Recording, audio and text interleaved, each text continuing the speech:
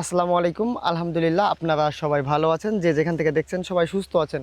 তো আমি হয়তো গত কয়েকদিন আগে একটা ভিডিও আপলোড দিয়েছিলাম আমাদের বড় যে গেপটার কথা, আপনাদের হয়তো ভিডিওতে দেখাইছি, অবশ্যই আই বাটনে আমি অ্যাড করে দেবো।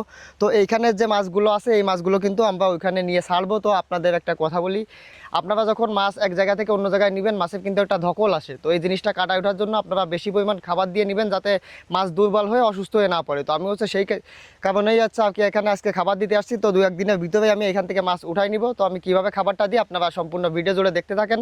আশা করি ভিডিওটা ভালো লাগবে। আর যদি ভিডিওটা ভালো লাগে অবশ্যই চ্যানেলটা সাবস্ক্রাইব করে পাশে থাকবেন, কারণ নতুন নতুন নানা রকম কৃষি ভিডিও নিয়ে অবশ্যই আপনাদের সামনে হাজির হব ইনশাআল্লাহ। তো এখন এখানে এই খোলের ভিতরে, তো এখন হচ্ছে আমি যে কাজটা করবো সেটা হচ্ছে যে এর ভিতরে সামান্য পরিমাণ হালকা একটু পানি দিয়ে নেবো, যাতে হচ্ছে আমার এটা আর কি সিটাই দিতে সুবিধা হয়। বিসমিল্লাহ। যে অবস্থা নিচে কি পড়ে যায়।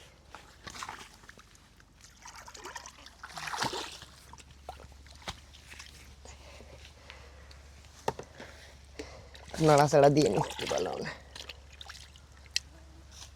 একদম ডালির মতন হয়ে গেছে।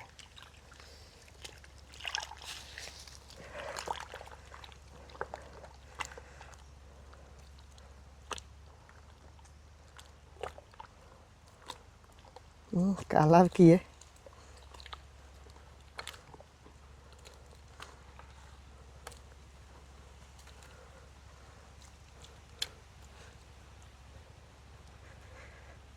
তো দেখেন, আমার কিন্তু সম্পূর্ণ কাজ রেডি। এখন যে কাজটা করতে হবে সেটা হচ্ছে যে এই জিনিসটা সম্পূর্ণ জায়গাতে আস্তে আস্তে করে ভালো মতো করে আর কি সিটাই দিতে হবে।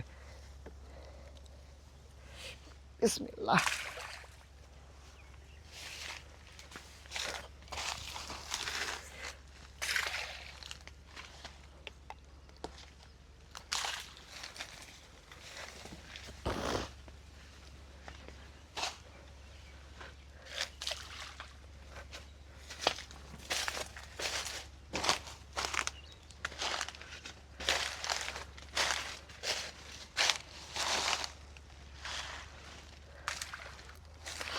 তো দর্শক, আপনারা দেখা যাচ্ছে একটা কথা বলতে পারেন যে এত খাবার থাকতে আপনি সরিষার খোলটা কেন ব্যবহার করতেছেন। তো এই জিনিসটা ব্যবহার করলে মাছের শরীরটা কিন্তু অনেকাংশে টাইট হয়ে যায়। যেহেতু আমরা মাছ এক জায়গা থেকে আরেক জায়গায় নিব, মাছের শরীরে কিন্তু বেশ ভালো একটা ধকল যাবে। এইটা কাটায় ওঠার জন্যই আর কি আমি মূলত সরিষার খোলটা ব্যবহার করতেছি। আপনারা চাইলে ব্যবহার করতে পারেন, বেশ ভালো একটা রেজাল্ট আশা করি আপনারা এখান থেকে পাবেন।